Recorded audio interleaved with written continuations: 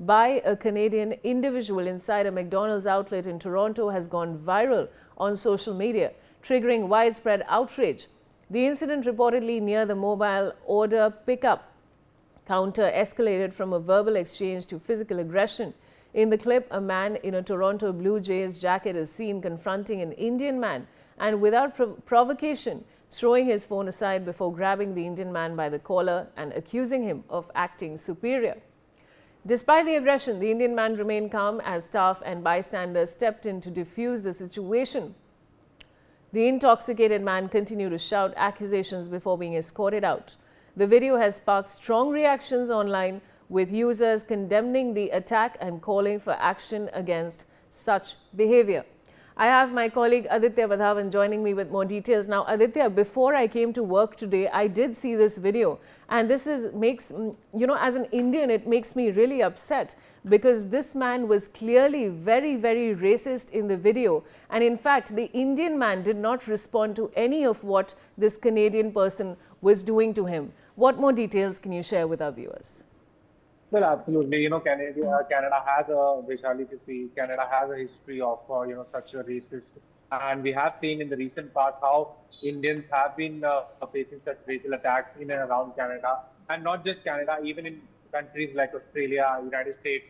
So indeed, it is a big, this racial discrimination is a big problem, that the Indians are faced in the foreign countries. And, as far as this situation, this incident of the racial discrimination in the Toronto is concerned, indeed now, the video that has been going on viral on the social media is now, all the users have criticized, that how the Canadian government can allow this to happen. We have seen how, when Justin Trudeau was the Prime Minister of Canada, he did nothing, to stop, this racial discrimination against Indians. And it is a well-known fact, that people do when there is a strong nexus that the Khalistanis are operating in and around Canada.